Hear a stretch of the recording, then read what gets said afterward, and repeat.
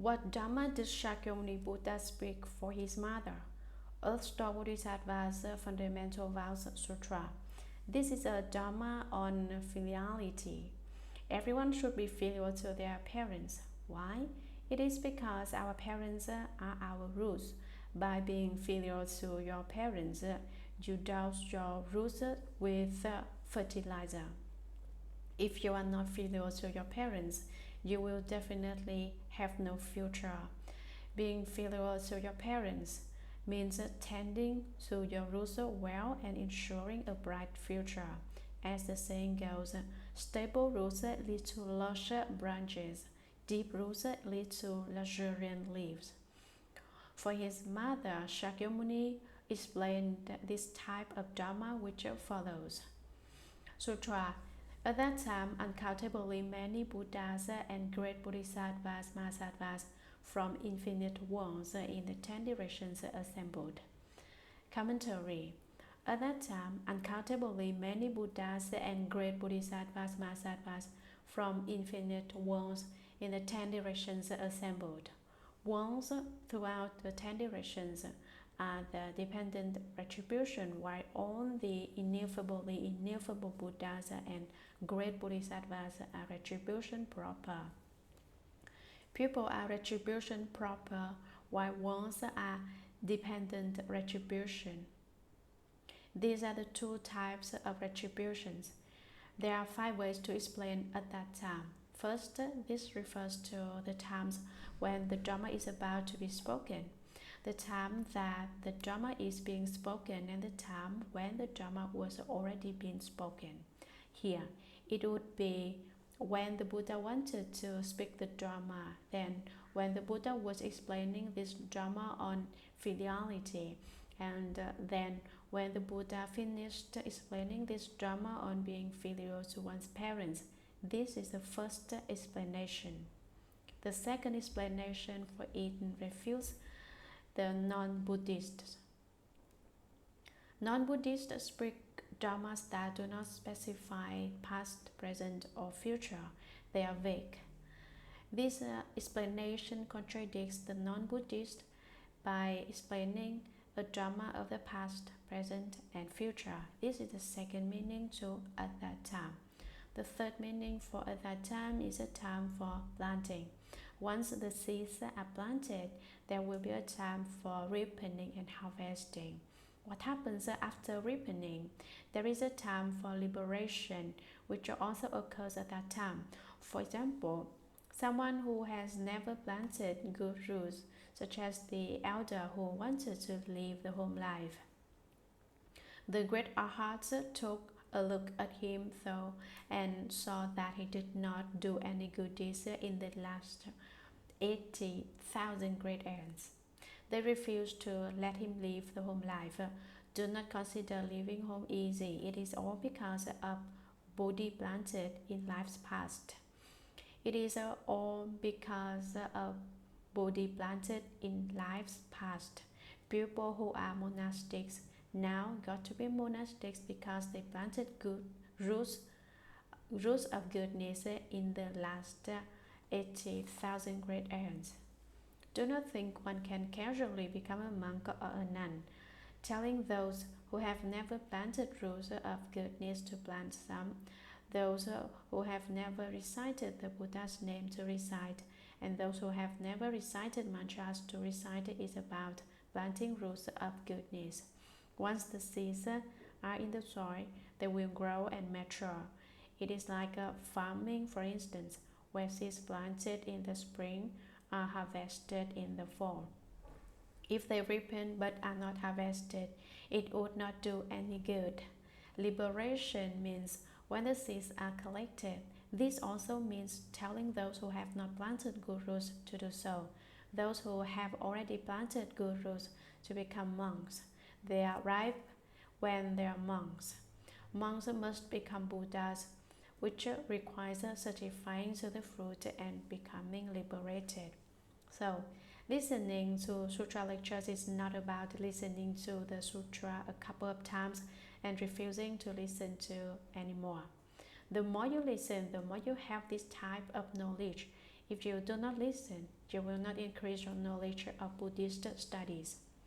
The fourth is an explanation that there is a real teacher speaking the Dharma. Once a real teacher is in place, then the orthodox teaching is spoken.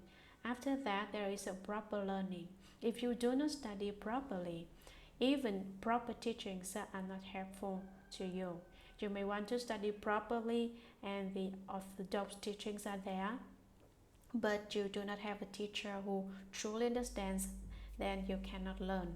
So the fourth explanation at that time refers to the presence of a real teacher, the orthodox teachings, and proper learning. The fifth explanation of at that time is a time when the Buddha was willing to speak the Dharma and living beings were willing to listen to the Dharma. Listening to the Dharma and speaking the Dharma occur simultaneously. Neither one is higher or nor lower as long as the audience and the teachings click. Some beings come and listen to the Buddha speak this Dharma. The Buddha wanted to speak and living beings wanted to listen. They are equal. Above are 5 different explanations of at that time. For this sutra, the first is the fulfilled condition of faith. The I have heard is the fulfilled condition of hearing. The at one time is the fulfilled condition of time. The Buddha is the fulfilled condition of the host. The Trayastrimsha Heaven is the fulfilled condition of a place, and the speaking Dharma for his mother is the fulfilled condition of the assembly. Although the Buddha was speaking the Dharma for his mother, beings in the heavens and human beings also followed him. Among those who always accompanied the Buddha, there were already 1,250 disciples of the Buddha alone. The Lord of the Trayastrimsha Heaven, Indra, was the Dharma protector, the meal host, and the one who requested the Dharma. Although the Buddha was speaking Dharma for his mother, he was really speaking Dharma for the great assembly. Therefore, this line also fulfills the condition of the assembly. The above are the 6 conditions. At that time, many Buddhas and all the great Bodhisattvas with lofty resolves throughout the ineffable worlds in space and the Dharma realm of the 10 directions gathered. See, all the Buddhas and the great Bodhisattvas gathered when the Earth Star Sutra was lectured. So people should gather too. All the Buddhas and Bodhisattvas throughout the 10 directions also gathered as we now lecture on the Earth Star Sutra. Open your Buddha eyes and look on the infinite and uncountable number of Buddhas and Bodhisattvas, Mahasattvas throughout the 10 directions now gather to support this Dharma assembly. Sutra to praise how Shakyamuni Buddha is able to manifest powerfully great wisdom and spiritual penetrations in the evil world of the 5 turbidities. Commentary. All the Buddhas, all the Bodhisattvas, Mahasattvas throughout the 10 directions went to the Trayastrimsha Palace to praise how Shakyamuni Buddha. Shakyamuni is a Sanskrit. Shakya is a surname, while Muni is the first name. The name Shakyamuni is his individual name. Buddha is a name common to all Buddhas. Each Buddha has his unique name. In this case, Shakyamuni, Shakya means capable of being human, while Muni means still and quiescent. What does it mean by capable of being human? It means that he can save all beings universally with human needs and virtue. Still and quiescent means unmoving, silent, and set free. Confucianism speaks of there is nothing more in quietude, no sounds, no orders. This is an indication of having reached the original substance. Still and unmoving is samadhi, where capable of being human is wisdom. How come the Buddha can rescue living beings universally with human needs and kindness? It is because he has wisdom, capable of being human, is to accord with conditions. Still and quiescent is unchanging. The Buddha never changes but always accords with the conditions. Accords with conditions but never changes. In this still and unmoving samadhi, he immediately connects to responses. All beings with all their variety of thoughts, regardless of how many the thus common knows and sees them all. The Buddha sees them all because he is capable of being human. He knows them all because he is still and quiescent. Do not think that no one knows what we do. The Buddha knows everything. So if we are but 10% sincere in our cultivation, we will receive a 10% response. If we are 100% sincere, we will receive a 100% response. If you are millions upon millions times sincere, then even though Shakyamuni Buddha is there on that quiescent and unmoving fundamental enlightenment, he will connect with you immediately, providing you with a helpful response so that you will be successful in your practice soon. This is what it means by Shakyamuni Buddha. The Buddha enlightens himself, enlightens others, and has perfected conducts that enlighten. It has, as it is said, one becomes a Buddha when he has perfected the 3 types of enlightenments and is replete with the myriad virtues. The 3 types of enlightenments perfected are beginning enlightenment, fundamental enlightenment, and ultimate enlightenment. Buddha is half of the transliterated Sanskrit word Buddhaya. What kind of an individual was the Buddha? The Buddha is a greatly enlightened one. If every one of us cultivate according to the Buddha Dharma, we will reach this kind of enlightenment, this kind of result. So Shakyamuni Buddha long ago said, all living beings can become Buddhas. Why? It is because they all have the Buddha nature. So as long as you are willing to work harder on your cultivation, you can become a Buddha. In the evil world of the 5 turbidities, the 5 turbidities are Kampa turbidity, this is an impure time and age. View turbidity, the views are impure. Afflictions turbidity, impure because of people's afflictions. Living beings turbidity, living beings are impure. Life turbidity, our lives are turbid and impure. The Kampa turbidity means that we live in a very filthy times. The Shuragama Sutra says that dirt placed in a bowl of clear water loses its original function. What was the function of the dirt? It acts as the blockade. Dirt holds up people as they walk on it. Without dirt, we would fall into the sea. Since there is water under dirt, water holds the dirt. Below water is fire. Sometimes volcanoes erupt, a transformative function. Would the fire not be quenched by water? No, there is so much fire that water cannot put it out. If you want to understand this kind of principle, you must study the Buddha Dharma more.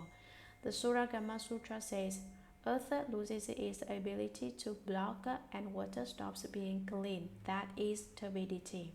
So this evil world of 5 turbidities is like water and earth mixed together. It is unclean. How? The Kampa turbidity, for example, has no time or is not clear as to what time it is. View turbidity. How can our views can be differentiated clearly? They cannot. Can you divide up everyone's views? categorizing some as my views and some as your views. Where do you draw? Where do you draw the boundary between your views and my views? There are no boundaries, or they are unclear, so things seem to blur together. This is the view stability. Affliction stability means everyone is afflicted. Your afflictions and my afflictions mix together and become unclear. Some say, I know these afflictions are mine and those afflictions are yours. If so, how come you can bring out my afflictions? If those were mine, you should not be able to bring them out. If your afflictions were yours, I should not be able to bring out your afflictions. Thus, we can tell that afflictions have no boundary and are turbid. Living beings are turbidity. Living beings are human beings in this lifetime, but may become dogs in the next life and cats in the life after that. Maybe even rats in the life after that, then as insects that crawl all over the place. How can you draw such concrete distinctions? Living beings cooperate to start a large firm. Our distinctions are unclear. You are either selling others or being sold by others in this large firm. We are all related. Is this not turbid? This is a living being's turbidity.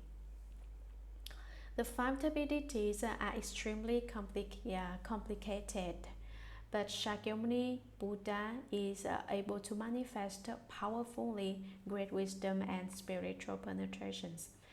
In this evil world that is one of the worst ones, he can manifest inconceivably wondrous wisdom, the subtle, wonderful, and inconceivable power of wonderful great wisdom, wonderful spiritual powers. Inconceivable means that it is unimaginable and unthinkable, subtly and wonderfully incredible.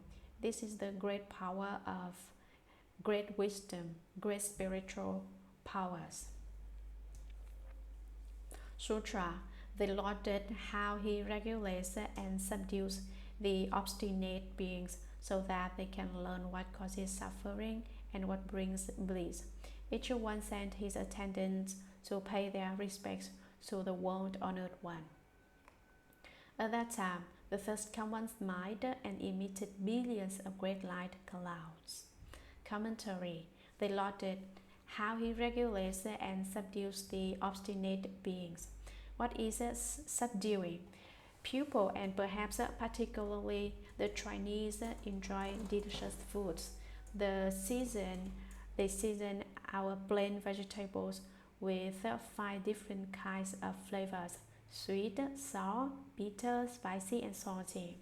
Too spicy, and people who do not like spicy food will not eat that dish at all. Too sour, and those who do not like sour food will not eat any of that dish. Too bitter, and most people do not like it. Even when it is too sweet, some people will not like it. So the flavors must be balanced. Each seasoning is just right, neither too much nor too little. People enjoy foods that taste good. The same applies to the Buddha Dharma. Some prefer this practice, others prefer another practice. Some prefer Christianity, while some prefer Catholicism. Some prefer Islam, while some prefer Taoism or Confucianism. Confucianism, Taoism, Buddhism, Christianity, and Islam are 5 major world religions. They are said to be 5, but they are actually 1. How are they 1? According to the Buddha Dharma, everything is the Buddha Dharma. All religions and their practices are included here. Catholicism, Christianity, Islam, Taoism, Confucianism are all included in all dharmas. None of them transcend all dharmas. No religion will say it has no dharma or is beyond the dharma. Actually, there is no dharma outside the dharma. All dharmas are the Buddha Dharma. All cannot be acquired. No, you haven't really come home if you say all dharmas are gone. I will not try to come up with a way to deceive you, telling you that you will get something good to eat. No, there's nothing. To begin with, there was nothing. How do we know? The great master Sixth Patriarch said, the body was without a tree, the mirror without a stand. Originally, there was not a thing. Where does dust alight? Since there was nothing to begin with, where will you find dust? Since there is nothing, dust cannot dirty it. All these dharmas are the Buddha Dharma. People who understand know that all dharmas are the Buddha Dharma. There are right dharmas and wrong dharmas, ultimate dharmas and non-ultimate dharmas, good dharmas and bad dharmas. Cultivation requires practicing the ultimate dharmas.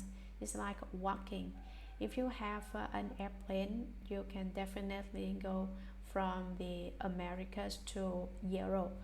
How long would you have to walk if you were to walk from the Americas to Europe? Besides walking on land, you have to trek across the ocean too. When you get to the ocean, you have to take a boat, which is slow and takes a long time. It would be faster if you were to take a plane. This is analogous to cultivating the non-ultimate dharmas. You must cultivate for a long time before you can reach your home, Buddhahood. Cultivate the ultimate dharmas and you will reach your home soon. What are the non-ultimate dharmas? It is like all non-Buddhist dharmas that are somewhat helpful but slow. Ultimate dharmas are means of cultivation that accord with the Buddha Dharma. Speaking of disciplining obstinate beings, Shakyamuni Buddha will not begin by criticizing anger to angry people. He will say, anger is not so bad. Afflictions are just body. Can you do that? It's no problem that you are angry. Afflictions are just body. Birth and death are just nirvana. Make him feel as if it is not bad to have a temper. Although I have a huge temper, body is not small. So he tries, and the more he tries, the fewer afflictions he has, and bigger the body. Afflictions decrease by the day, while body increases by the day. It is the body to reduce afflictions. Tell obstinate beings this kind of Dharma. How does the Buddha speak to weak and fearful living beings? They have no will of their own, always afraid. They tremble from hearing a cat's meow, leave their body from hearing a dog's bark. They are afraid of any movement. So the Buddha said, don't be afraid. Study the Buddha Dharma and it will help and protect you. Speak credibly to fearful beings like you and it's like comforting babies. Consequently, they will believe in the Buddha Dharma. After they study the Buddha Dharma, they will become more and more courageous by the day. For example, I had a disciple who took refuge with me in Hong Kong. Before he took refuge, he was afraid of ghosts and dark nights. He was so frightened that he did not dare to step out the door when the night fell. Even though there were other people in the house with him, he was still afraid. He felt as if he was surrounded by ghosts, even though he does not see any. When he took refuge, I did not give him any mantra or dharma, but after he took refuge, he was not afraid of being alone, not afraid of ghosts or the dark. He was not afraid to be home alone at night. He was not afraid to go outside. This is how you help fearful beings. Tell living beings who like to cry to stop and be joyful instead. In short, living beings are extreme, must reach the middle way. This is the principle behind regulating others. Regulate obstinate beings so that they can learn what causes suffering and what brings bliss. Obstinate beings do not care whether there is suffering or joy. What is suffering? What is joy? he does not care. Since he is obstinate, he is not afraid of suffering or happiness. Shakyamuni Buddha make obstinate beings know what is true suffering and what is true happiness. Exactly what is true suffering? Falling into the lower realms is true suffering. For example, it is true suffering to fall into the realm of the hells, hungry ghosts, or animals. What is true happiness? Becoming enlightened, certifying to the fruition of arhatship, and practicing the Bodhisattva path is true happiness.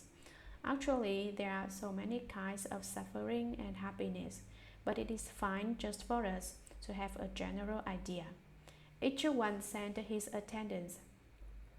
All the great Bodhisattvas, Mahasattvas, throughout the lands of the 10 directions did not come alone. Each Bodhisattva brought many attendants, perhaps 1, 2, 3, or 4. Some preferred as many as several hundred, several thousand, or several tens of thousands of attendants. Each person sent the attendants with him to pay their respects to the World Honored One. They went up to the Buddha and greeted him. What are their greetings like? They say, "Is the World Honored One healthy, at ease, and happy? Are living beings easy to save? World Honored One, are you free of any sickness? Are you free of any afflictions? Are you very happy? Are living beings easy to deliver to the shore of perfection?" This is how they greet the World Honored One. At that time, the first common Shakyamuni smiled, a slight smile, not a boisterous laugh, and emitted billions of varieties of great, the largest like clouds and colorful clouds.